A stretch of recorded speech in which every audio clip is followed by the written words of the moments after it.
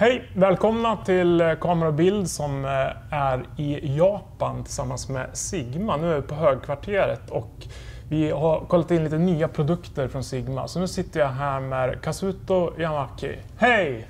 Hello! Hello! So nice to meet you and so nice to be here. Thank you very much for having me. Thank you. We have a lot of news today. Yeah. First off, you introduced like a new concept that Sigma, like how you talk to your photographers and users with a new camera and new lenses. Yep. So first off, where did the idea about changing the perspective in photography regarding design, as we can see in the new camera? Design of the camera. Yeah.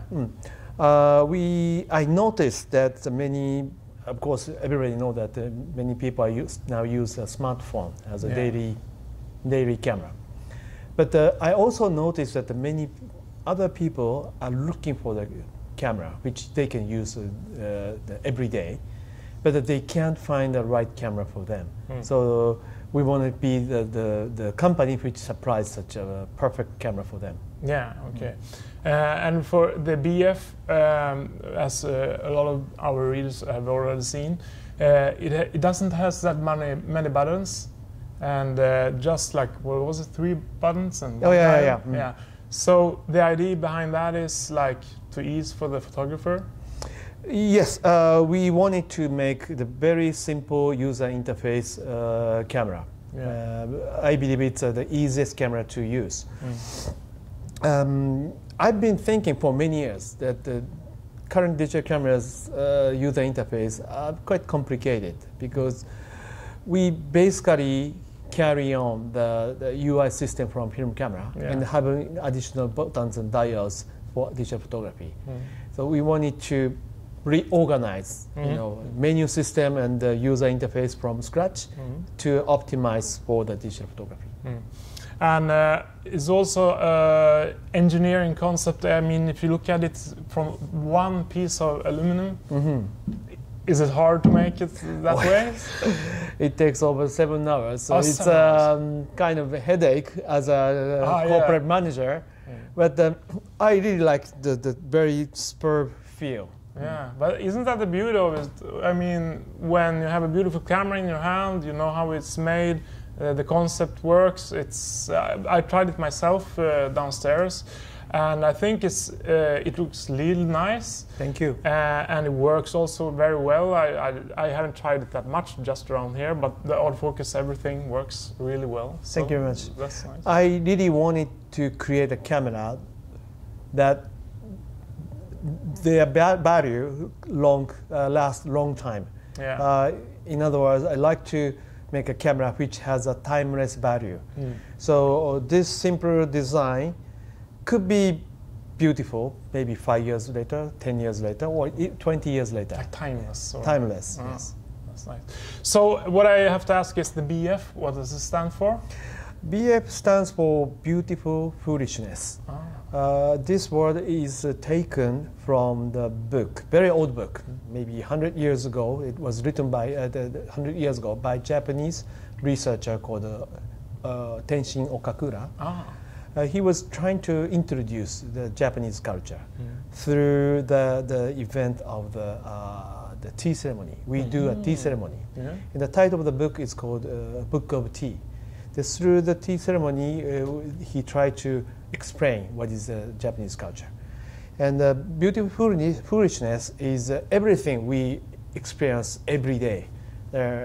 Beautiful things and normal thing or changing thing, unchanging thing. And he said, we enjoy such a beautiful things of everyday life and with cup of tea. That's the concept. That's nice.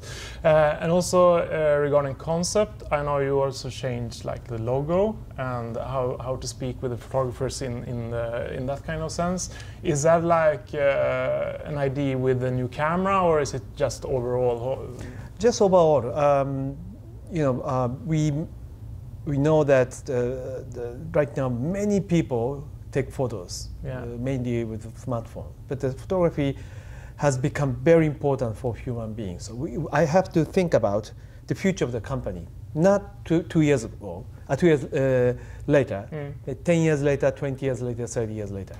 And first I thought is that we have to thank who are supporting us. Yeah. And then I thought we need to update ourselves for the future. Yeah. And I'm always have the long-term thinking and thinking about the 10 years ago, 20 years ago. It's the right time for us to update us with a new brand regional identity.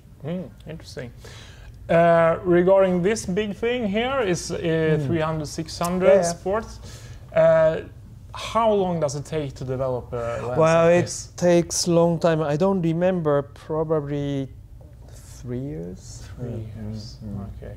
But you have, of course, a lot of engineers doing that. What would be the hardest thing with a lens like this to produce? The biggest challenge was to make it compact and lightweight. Actually, it's a big lens. Yeah. But if we make it normally without effort, it could be even heavier and bulkier. Yeah. So our engineers try hard to make it lightweight and good size. Yeah. We use a lot of magnesium to make it light. Okay, yeah, that's nice.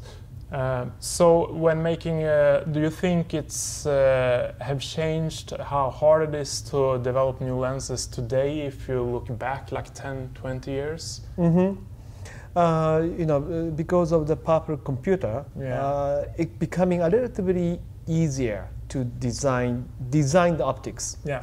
But when it comes to manufacturing, it's quite different. It requires a long-term experience and accumulation of the know-how or techniques to make the high-quality products. Yeah. So having a very powerful, strong factory in Aizu is very beneficial for us. Yeah. Also, I see here we have the 16300, also very compact.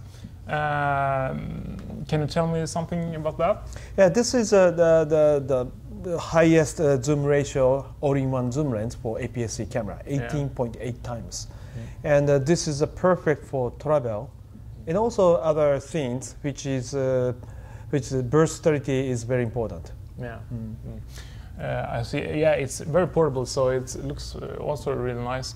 Also, we have like the silver editions for these lenses. Yeah.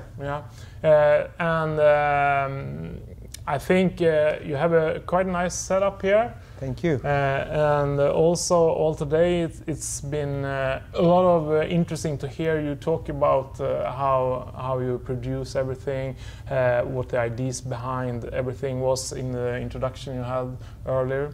So to our Swedish viewers, we will say we will try them out later on, of course, and we will get back to you. And if you have any questions, just get back and we'll try to sort it out.